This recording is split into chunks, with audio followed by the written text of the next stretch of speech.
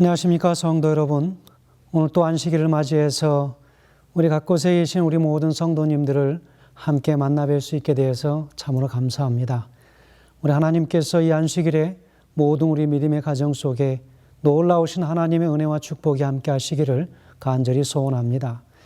오늘은 특별히 하나님의 말씀 베델이라고 하는 이 말씀의 제목을 가지고 창세기 12장 8절의 말씀을 통해서 함께 은혜를 나누겠습니다. 본문의 말씀 봉독하겠습니다. 8절입니다. 거기서 베델 동편 산으로 옮겨 장막을 치니 선은 베델이요 동은 아이라. 그가 그곳에서 여호와를 위하여 단을 쌓고 여호와의 이름을 부르더니. 하나님은 아브라함을 세겜으로 인도하셨습니다. 그뿐만 아니라 이제 아브라함을 베델로 인도하셨습니다. 여러분이 지난 시간에 우리 함께 나눴던 말씀 중에서 세겜이라고 하는 뜻은 무슨 뜻이라고 말씀을 드렸습니까? 여러분 기억하십니까? 그 뜻은 원래 그 뜻은 어깨라고 하는 뜻이지요. 그런데 그 어깨는 무엇을 하는 곳입니까? 손이나 그 어떤 곳으로 물건을 쉽게 드다를 수 없는 것을 어깨를 이용하여 물건을 나르기도 합니다. 그래서 우리가 영적인 의미로 볼 때에 어깨는 능력이라고 그렇게 우리는 이야기할 수 있습니다. 그런데 특별히 그 능력, 하나님의 능력, 성령 하나님의 능력이 충만히 임하시는 곳, 바로 그것이 바로 가나안 땅의 특징 중에 하나인 첫 번째로 아브라함이 여호와 앞에 단을 쌓았던 바로 세겜이라고 말씀을 드렸습니다. 자, 그렇다면 가나안 땅에 있어서 두 번째 특징 무엇일까요? 바로 그것은 베델이라고 하는 그 이름의 지명입니다. 아브라함이 가나안 땅에 들어가서 두 번째 단을 쌓았던 곳은 베델이지요. 여러분, 베델은 그 의미가 무엇입니까? 바로 그 베델은 그 원문에서 하나님의 집이라고 하는 의미를 가지고 있습니다. 벳이라고 하는 그 이름은 뜻은 무엇이냐면 집이라고 하는 뜻이지요. 그리고 엘이라고 하는 그 뜻은 바로 하나님이라고 하는 뜻입니다. 그래서 바로 이 베델 이렇게 부르면 바로 그것은 여호와의 집, 하나님의 집, 여호와의 전 이렇게도 부를 수 있습니다. 하나님은 삼손 같은 능력이 있는 사람도 원하시지만 그러나 그렇다 하여서 그 하나님께 집중되지 못한 사람을 원하신다고 하는 뜻은 아니지요. 어떤 사람이든지 하나님 앞에 온전히 주목되어져 있고 하나님 앞에 그 시선이 고정되어져 있는 그 백성들을 하나님께서는 찾으십니다. 아무리 인간적으로 연약해 보인다 할지라도 하나님 앞에 집중되어 있는 사람들은 능력의 사람들이기 때문에 그렇습니다. 그래서 아무리 많은 수백 명의 사람들일지라도 세상 앞에 굴종되어져 있는 그런 사람들은 하나님께 필요치 않다고 하는 것입니다. 하나님은 또 그분의 산 돌들을 질서 없는 무더기같이 쌓아두시기를 원치 않으십니다. 우리 하나님께서는 돌들이라 할지라도 모든 것들을 질서 있게 두시는 그런 하나님이시겠죠.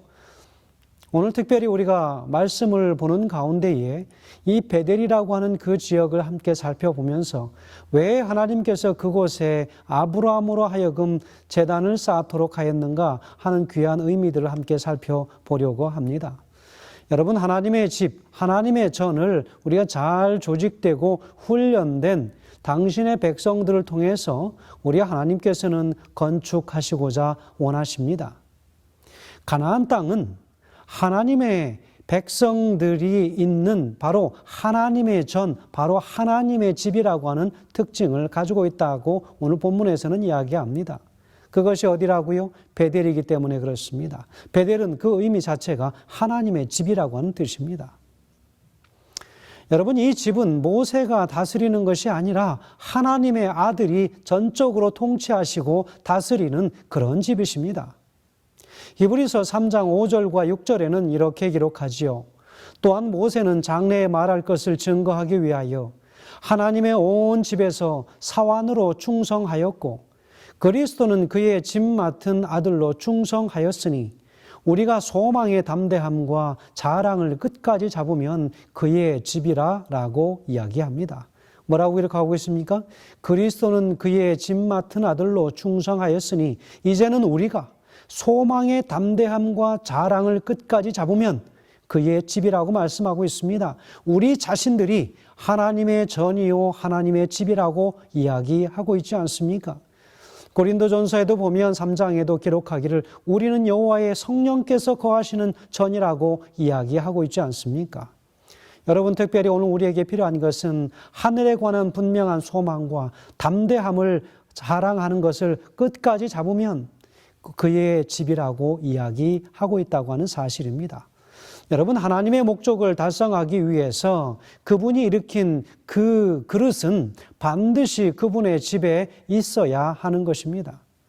하나님의 그릇으로 쓰임을 받아야 함에도 불구하고 하나님의 전에 하나님의 집에 있지 않으면 그 그릇은 쓸모가 없는 것이지요. 복음을 잘 전하는 몇몇 사람이 있다고 해서 그분의 목적을 다 이룰 수 있는 것은 아닙니다.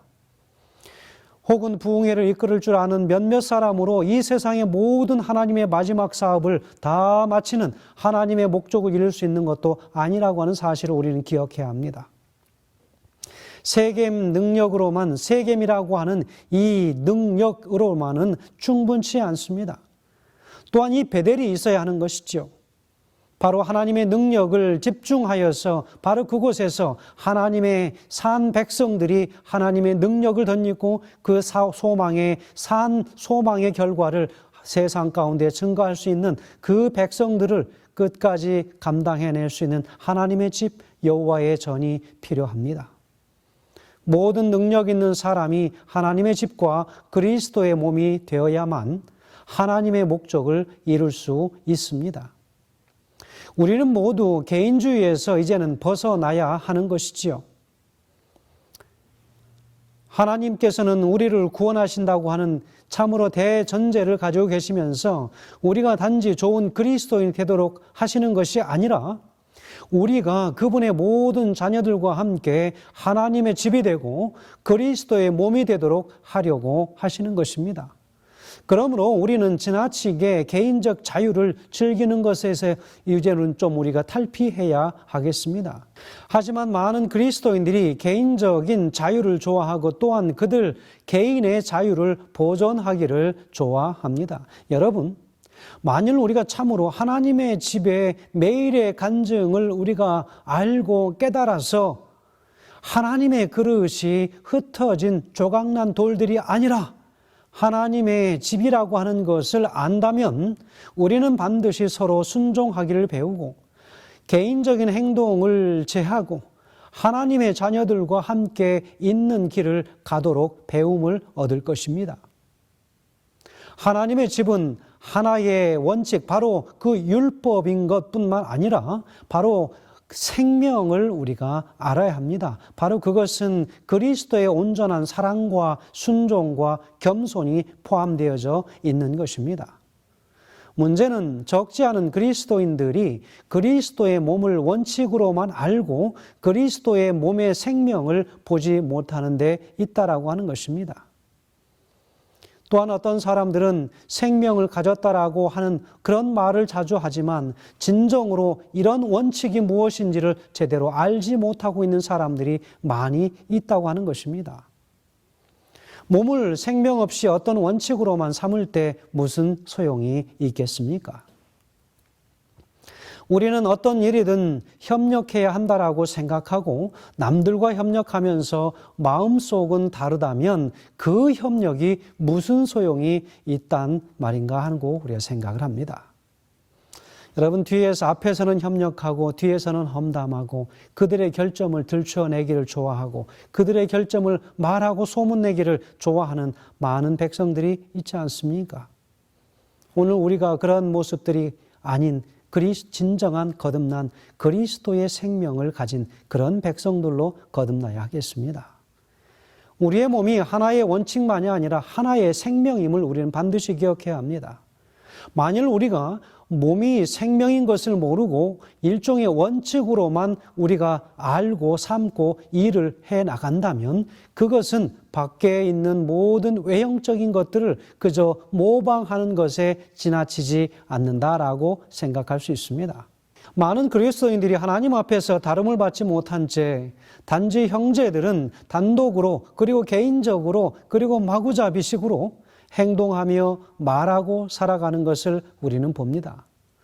여러분, 우리가 온전하게 그리스도의 몸을 체험하고 그분의 생명을 우리가 소유한다면, 진정한 사랑과 겸손과 순종이 있는 삶을 살게 된다면 우리는 그러한 삶을 우리가 살아가지 않게 될 것이지요. 그러므로 우리는 개인적인 그런 삶을 추구하는 것을 우리가 조심해야 할 것입니다. 우리와 그리스도와의 관계가 배워서 되는 것이 아니듯 그리스도의 몸과의 관계도 배워서 되는 것이 아니겠지요. 이렇게 해야 몸의 생명을 우리가 알 수 있게 되는 것입니다. 기본적인 조건은 당신의 장막을 베델과 아이 사이에 두는 것입니다. 오늘 본문에서 말하기는 서쪽은 베델이고 동은 아이라 이렇게 이야기하고 있습니다.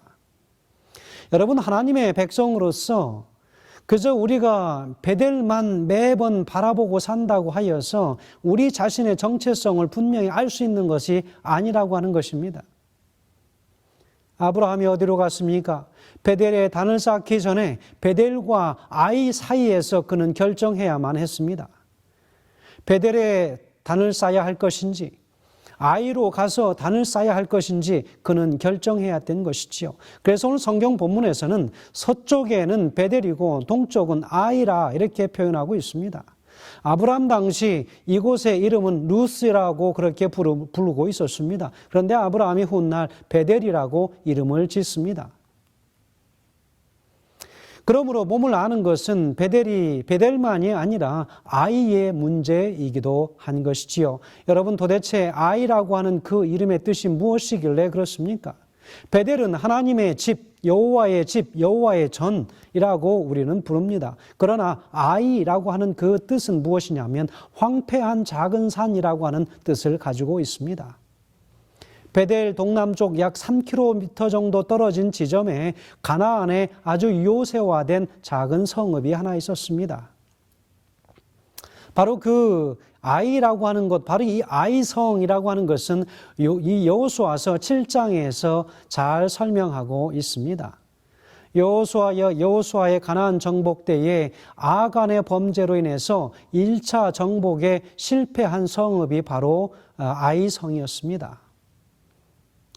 여호수아서 7장 1절에는 이렇게 기록하지요. 이스라엘 자손들이 바친 물건을 인하여 범죄하였으니 이는 유다 지파 세라의 증손 삽디의 손자 갈미의 아들 아간이 바친 물건을 취하였음이라. 아간이 그의 하나님 앞에 바친 물건을 취했다는 것이지요.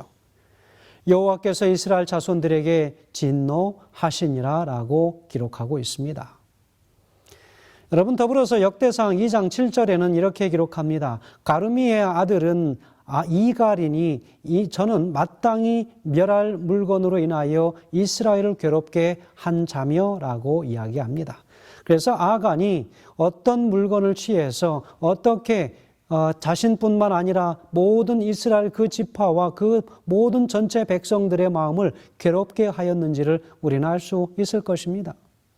여리고성을 함락시킨 후였습니다. 여리고성은 어디였습니까? 가나안에 들어가는 첫 성이었습니다. 아주 거대한 장벽이 있는 곳입니다. 아주 어마어마한 성이었지요. 너무 컸습니다. 그 성을 하나님께서 그들에게 주셨습니다. 그들이 성을 계속 돌다가 마지막 제7일 안식일에 그들이 성을 향하여 함성을 지를 때 성이 무너졌지요. 여호수아는 요단강 유역에서 이 서편, 이 수마일 떨어진 계곡 중에 있는 작은 성 아이를 공격하기로 합니다. 바로 그것은 시점이 여리고성을 함락시킨 이후에 그들의 기세가 아주 등등해져 있었던 바로 그때였던 것이지요. 그곳에 정탐꾼들을 보냈습니다. 그런데 그곳에 보낸 정탐꾼들은 그곳 주민들은 아주 수가 적고 그곳을 점령하기에는 아주 적은 군대만 있어도 충분히 점령할 수 있는 곳이라고 그렇게 이야기합니다. 여러분, 정탐꾼들은 별로 그렇게 영적이지 않은 사람들이 정탐하러 가는 것 같습니다. 과거 가나안 땅을 정탐하러 갈 때도 어땠습니까? 여호수아와 갈렙만 빼고 모두가 다 그것은 도저히 탐낼 수 없는 그런 곳이라고 말하지 않았습니까? 우리는 메뚜기 같은 존재들이야. 그런데 하나님께서 그들을 위해서 이루신 대승리는 이스라엘 백성들에게 큰 자만심을 갖게 했던 것이 사실입니다. 하나님께서 그들에게 가나안 땅을 허락하셨기 때문에 그들은 안심했습니다. 그렇게 안심했고 하나님의 도우심만이 그들에게 성공의 열쇠가 된다고 하는 사실을 그들은 잊어버렸습니다. 심지어는 여호수아까지도 그렇게 잊어버렸지요. 부조와 선지자 493페이지에서는 기록합니다. 여호수아까지도 하나님의 뜻을 묻지 않고 아이성을 정복할 계획을 세웠다 그랬습니다. 얼마나 이 놀라운 일입니까? 백성들뿐만 아니라 지도자 역시도 잠깐 그 승리에 도취되어서 그렇게 작은 성을 그렇게 간절하게 기도하고 하나님의 능력 없이도 충분히 그 성을 취할 수 있다라고 하는 자신감을 갖게 되는 순간 이미 그들은 실패를 준비하는 것이었습니다. 이스라엘 백성들은 자신들의 힘을 의지하고 아이성을 얕보기 시작합니다. 쉽게 승리할 것이라고 생각하고 그곳에 2-3천 명만 보내기로 그들이 제안하고 그렇게 결정합니다. 그래서 3천 명이 올라갑니다. 결과는 보기 좋게 패한 것이지요. 그래서 후에 다시 3만 명을 보내서 전쟁을 하여 이기게 되는데 숫자가 많아서 이긴 것이 아니라 그때는 하나님께서 그들과 함께 하셨음을 보게 됩니다. 여호수아는 패한 후에 하나님 앞에 간절히 무릎 꿇고 그가 정말 간절히 자신을 통회하면서 기도하고 회개할 때에 하나님께서 그를 용서하십니다. 그런데 이 전쟁에서 이 실패했던 것은 하나님 앞에 불쾌히 여기실 만한 일이 있었던 것입니다. 그것이 바로 아간이 보고 탐내었던 바로 이 여호수아서 7장 21절에 기록하고 있는 시날산의 아름다운 외투 한 벌과 은 200세겔과 50세겔 줄 그 중에서 금덩이 하나를 감춘 것입니다. 그 여리고성의 승리는 하나님께서 이스라엘 백성들에게 전쟁을 하지 않고도 얻을 수 있도록 전적으로 하나님께서 주신 은혜였기 때문에 그곳에서 얻어지는 모든 이 노획물들은 하나님 앞에 바쳐질 것이라고 하나님께서는 분명히 이렇게 언약을 주셨습니다. 그럼에도 불구하고 그것을 인하여 탐하여 숨긴 것입니다. 눈에 보이지 않는 하나님이 그는 두렵지 않았던 것입니다. 인간의 육신에 눈에 보이지 않는 하나님이라고 하여서 우리는 얼마나 자주 하나님 앞에 하나님의 이름을 만홀히 여기고 우리의 생각과 행동과 말로 얼마나 하나님을 거짓되이 모시고 살고 있습니까? 하나님은 다 아십니다. 부조와 선지자에 기록하기는 우리가 마지막 시대의 심판대 앞에서 설 때에는 우리의 모든 수치를 우리 입으로 말해야 하는 그 참으로 어려운 시간에 직면하게 될 것이라고 기록하고 있습니다. 성도 여러분, 하나님께서 이들에게 은혜의 시간을 회개하도록 준 것처럼 오늘 우리에게도 여전히 회개의 은혜의 시간이 주어지고 있음을 우리가 기억해야 할 것입니다. 이스라엘 백성들은 회개할 기회가 있었음에도 불구하고 아간이 회개하지 않았기 때문에 결국에는 아간 자신과 그 가족 모두와 그 모든 가축과 그 집에 있는 모든 그 가구들이 다 불에 타고 돌에 맞아서 심지어는 그 아들과 딸들까지 모든 그 아내까지 다 죽어야만 했습니다. 얼마나 처참한 상황입니까? 한 사람이 회개하지 않으므로 그에 이르러오는 그 재앙의 결과는 너무나도 큰 것입니다. 여러분, 나뿐만 아니라 모두를 근심케 하고 또 특별히 그 모든 가족들이 그리고 짐승들까지 모든 집에 있는 집기들까지 불에 타고 돌에 맞아 죽게 되는 것입니다. 놀라운 심판이지요. 여호수아서 7장 24절에는 기록합니다. 여호수아가 이스라엘 모든 사람으로 더불어 세라의 아들 아간을 잡고 그 은과 외투와 금덩이와 그 아들들과 딸들과 소들과 나귀들과 양들과 장막과 무릇 그에게 속한 모든 것이 이 모든 것을 이끌고 아골 골짜기로 가서라고 이야기하지요. 25절에서는 뭐라고 기록합니까? 여호수아 가로되 내가 어찌하여 우리를 괴롭게 하였느냐? 여호와께서 오늘날 너를 괴롭게 하시리라 하니 온 이스라엘이 그를 돌로 치고 그들도 돌로 치고 불사르고 그랬습니다. 26절에 기록하기를 그 위에 돌무더기를 크게 쌓았더니 오늘날까지 있더라. 여호와께서 그 극렬한 분노를 그치시니 그러므로 그곳의 이름을 오늘날까지 아골 골짜기라 부르더라 이야기합니다. 여러분, 아이성의 이름은 큰 돌무더기인데 아주 부패하고 썩어서 정말 냄새가 나는 그런 것들이 여전히 모아져서 큰 산을 이루고 있는 그런 무더기 산입니다. 그곳이 바로 아이성이었습니다. 아이의 뜻이었습니다. 아브라함이 가나안 땅에 들어가서 두 번째 제단을 쌓았던 바로 그곳이 바로 베델이랬는데, 처음에 아브라함이 그곳에 가서 베델과 아이 이 두 성 중간에서 그는 판단을 해야 했습니다. 그러나 끝내는 아브라함은 아이로 가지 아니하고 베델에서 단을 쌓게 됩니다. 참으로 얼마나 감사한 일입니까? 여러분, 때때로 우리는 과거 세상에 나의 변화되지 못한 그런 습성과 품성으로 다시 돌아가기를 원하는 그런 아이성과 같은 그런 순간들이 종종 직면할 때, 여러분, 우리의 시선과 우리의 마음이 어디로 향해야 하는지를 분명하게 오늘 우리에게 짚어주고 있다는 것이죠. 베델은 집, 다시 말하면 하나님의 집입니다. 아이는 무엇입니까? 무더기라고 했습니다. 다시 말하면 황폐의 무더기, 황폐한 돌무더기라고 이야기합니다. 그것이 흔히 우리가 말하는 아골 골짜기가 된 것입니다. 황폐의 무더기는 무엇입니까? 과거 우리가 하나님을 만나기 전에 변화되지 못했던 옛 창조의 그 모습 그대로의 모습일 것입니다. 죄의 온갖 모습과 죄의 잔재들이 찌들어져 있는 우리 자신들의 모습입니다.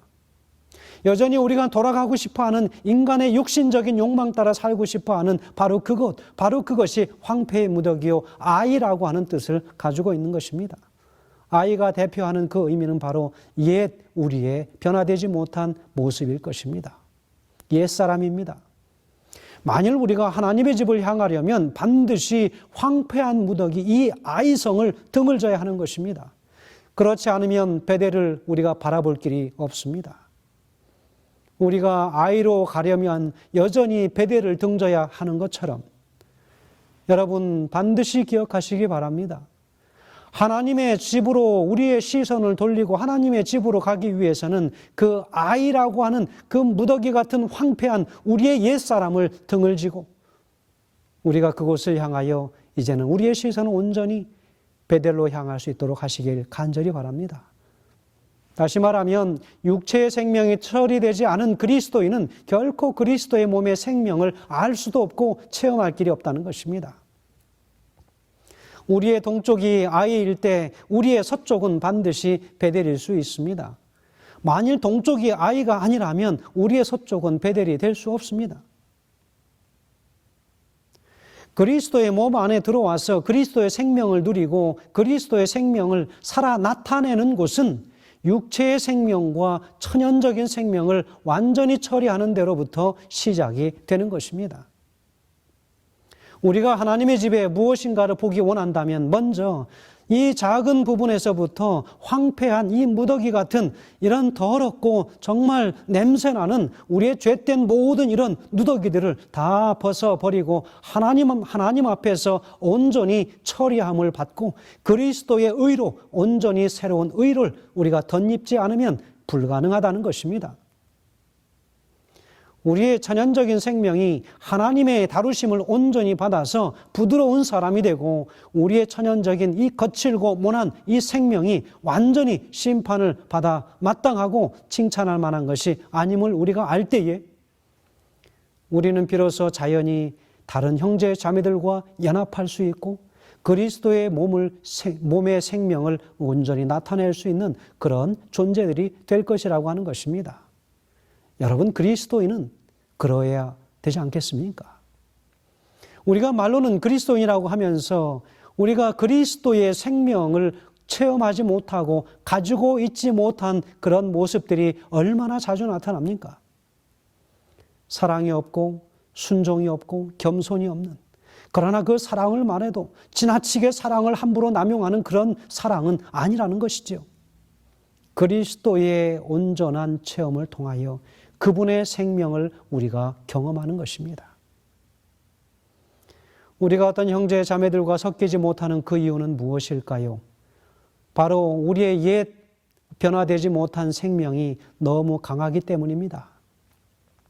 우리가 좀 그리스도를 만나서 좀 부드러움을 입고 그분의 사랑스러운 마음과 겸손한 마음과 서로 배려하는 마음들이 우리 안에 존재해야 하지 않겠습니까?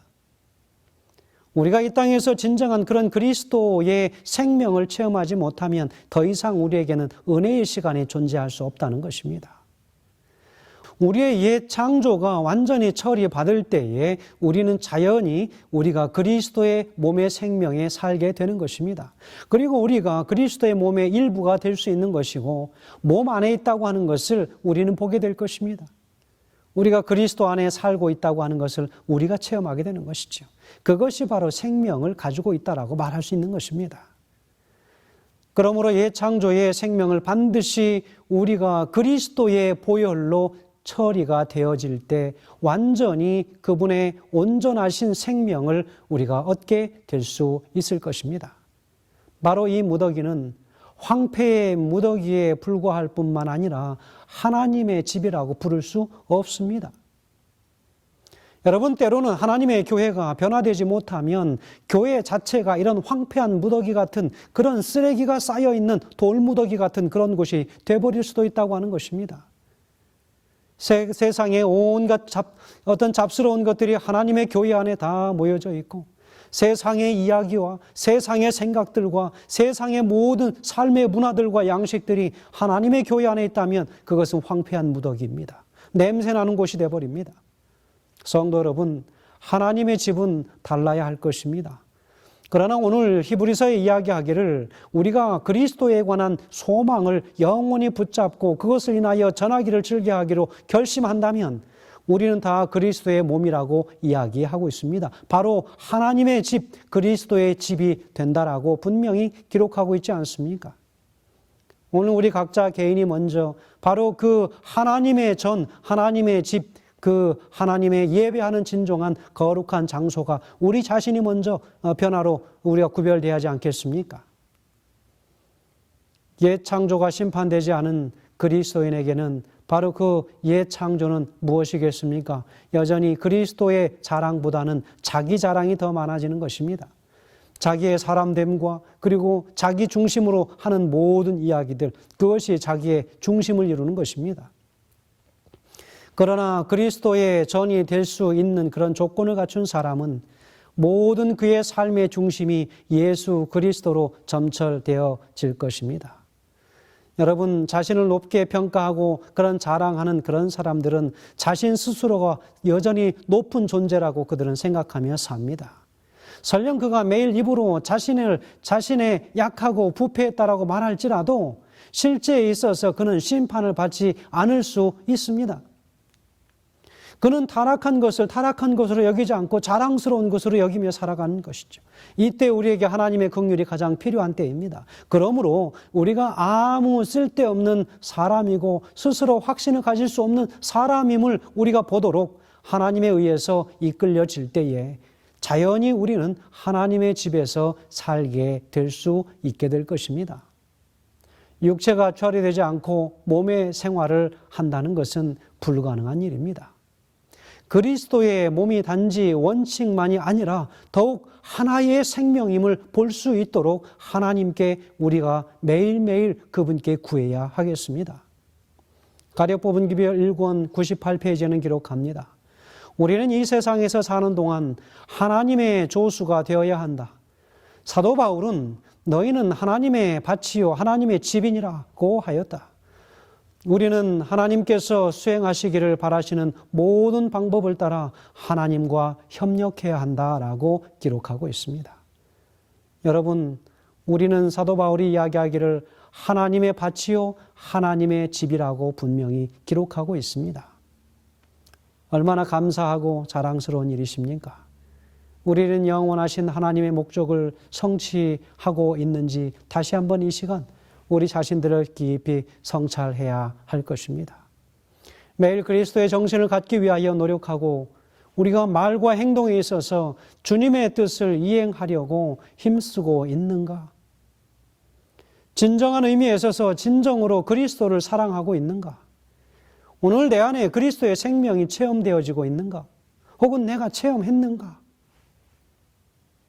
진정한 사랑과 겸손과 순종이 내 삶의 중심에 자리 잡고 있는가?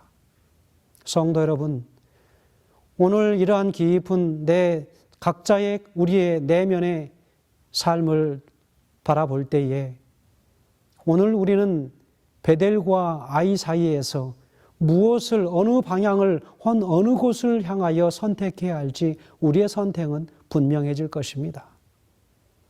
그러나 오늘 우리 자신이 내 자신의 내면을 상찰하지 아니하고 내 내면을 바라보지 아니하고 우리의 죄들을 회개할 그럴 기회조차 갖지 않는 그런 존재들은 과감히 그들의 발걸음을 아이성으로 향하게 될 것입니다. 온갖 세상의 탐욕에 사로잡혀서 하나님을 도외시한 채 하나님의 것을 하나님께로 돌리지 아니하고 자신이 취하려고 하는 그 욕심에 사로잡혀 살아가는 그런 존재들로 전락하게 될 수 있다고 하는 것입니다. 오늘 다시 한번 이 안식을 맞이하면서 하나님께 주시는 이 귀한 말씀을 통하여 우리가 오늘 선택하고 걸어가기로 결심해야 할 곳은 어디인가? 바로 그것은 베델이라고 하는 곳입니다. 그래서 아브라함이 그곳에 두 번째 단을 쌓았던 이유였지요. 하나님의 사람은 늘 하나님께서 원하시는 곳에 단을 쌓습니다. 성도 여러분, 하나님의 전, 여호와의 전인 바로 여러분이 섬기시는 그 하나님의 교회, 그 교회를 이 안식일에도 참으로 겸손하심과 그리고 참으로 순종하는 마음으로 진정으로 사랑하는 마음으로 그리스도의 온전한 생명을 체험한 백성들이 함께 나누고 교제하는 아름다운 연합의 장이요 사랑과 교제의 장이 되시길 간절히 소원하면서 바로 여러분이 가시는 이 안식일에 그 하나님의 교회는 바로 베델이 되시길 간절히 바라면서 말씀을 줄이겠습니다. 감사합니다.